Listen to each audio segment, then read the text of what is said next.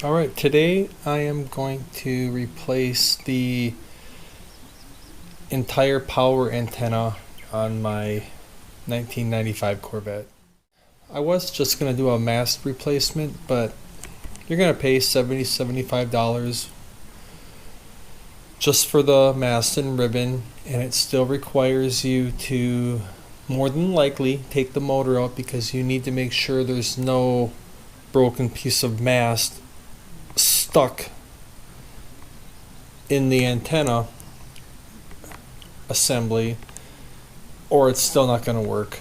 So I have the perfect opportunity to do it because right now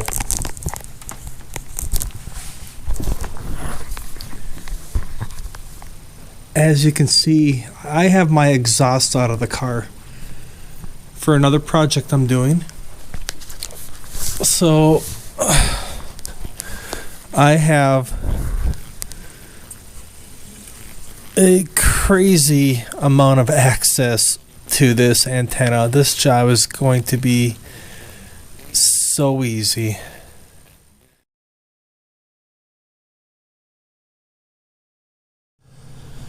So I'm going to remove this cover. I'm going to replace the antenna. I do need to get this out. I don't know how that's going to go without scratching it. Typically you have a special nut or a socket or a driver. I believe that's just a painted brass nut. I'm going to have to use a little caution. I don't have the right tool for that.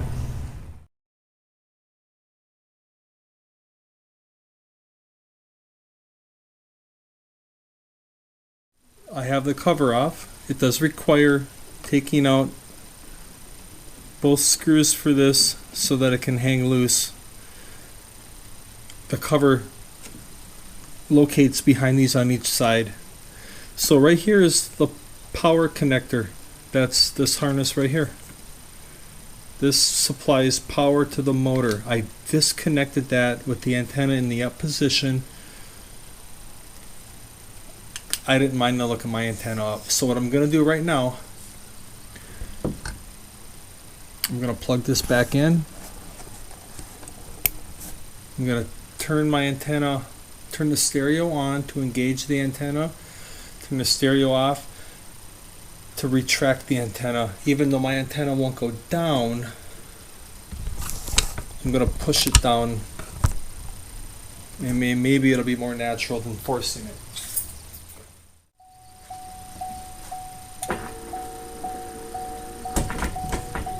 There it goes. What you have to do is there's a little nut here. You have to remove that nut. When you buy a mast, you get a tool with it, a socket. That socket would be very nice to have. I don't have one. I did find that a 14 millimeter 12-point socket actually worked very well on the original nut. Now it doesn't match the replacement nut at all, although the original nut screws on to the replacement mast, so I'm probably just going to put the original back on it. It looks like there's two bolts on the bottom that's secured in. They require an 8 millimeter socket or wrench.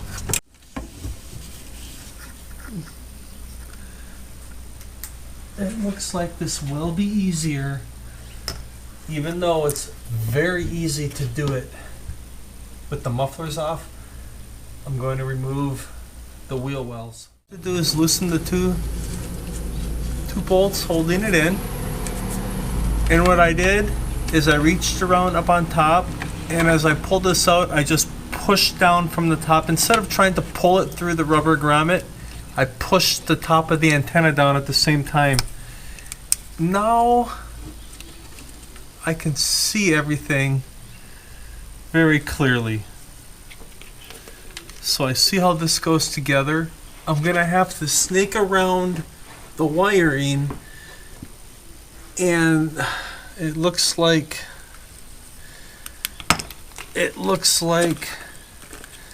the antenna and the power are all up in the same area.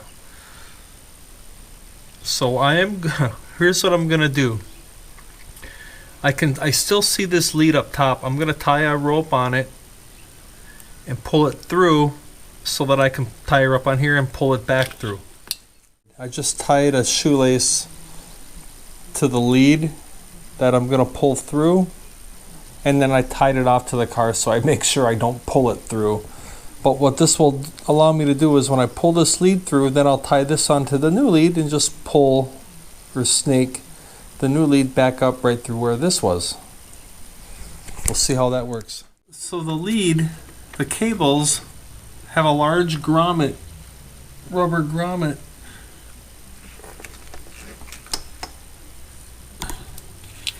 There's a large rubber grommet that's directly above the antenna.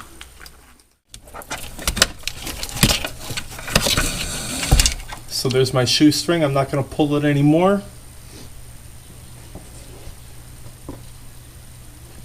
I can pull it a couple more inches, I guess.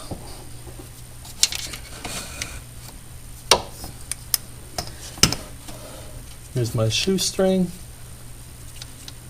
It's just a simple square knot looped between two wires in the harness.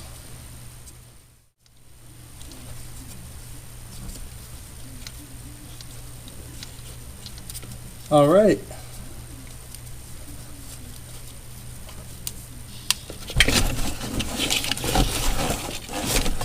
Oh, there's one more grounding strap way up top. Okay, so the new antenna has the upper grounding strap on it. I'm not going to mess with the body side. I'm going to disconnect it right here. There's another lead that connects. There's something else here. And of course it's smaller than what I have.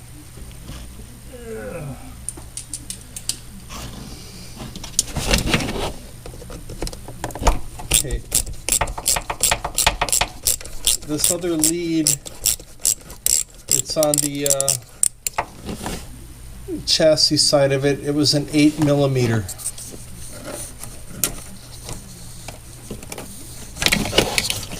Okay. There's the antenna, guys. I'm going to get a wire brush, a steel wire brush, and I'm going to clean all these fittings that I'm going to be screwing back together just to make sure I have a good connection. Okay, everything that's screwing in, and it's going to be a metal on metal connection, I'm going to wire brush.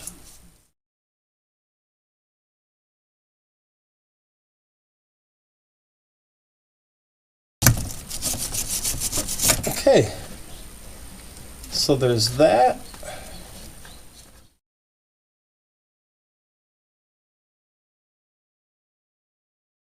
Time to snake the wires back up through, and that will pull the grommet up. So if you can see, there's the grommet. Right next to it is the hole where the antenna goes through. It actually went up there all right. It's very important when you reconnect everything that it has to go back together exactly the same way it was taken apart. Even though you're just attaching grounds, they have the leads no longer than they need to be. So if you put them on the wrong side or facing the wrong direction,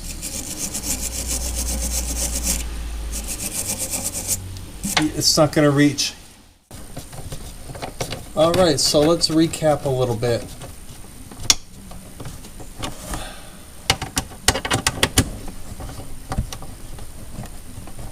To remove the antenna, you have to go into the rear compartment area, remove the plastic cover around the back to access the harness and the antenna jack. I tied a string and pulled the cable through so that I could snake the new one back up through, and I don't think you'd want to do it any other way. It would be very difficult.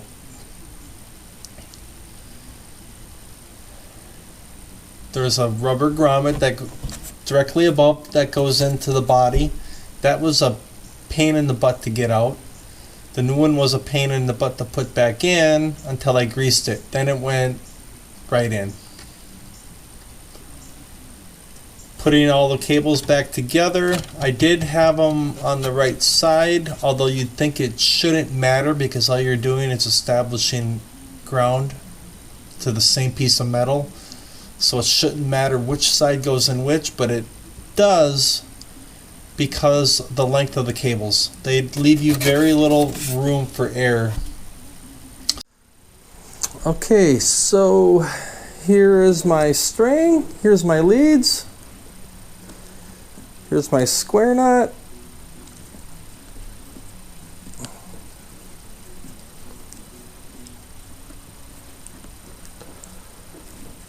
and there we have it.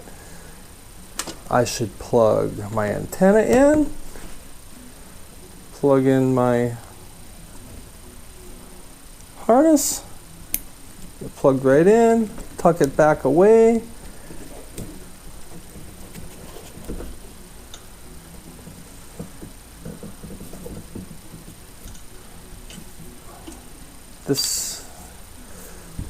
Okay, all cables are plugged back in.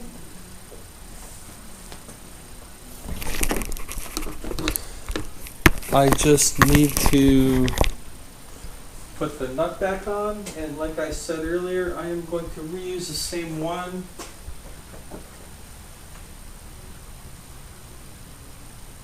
Because a 14mm socket actually bit onto this, so I'm going to just reuse the same one.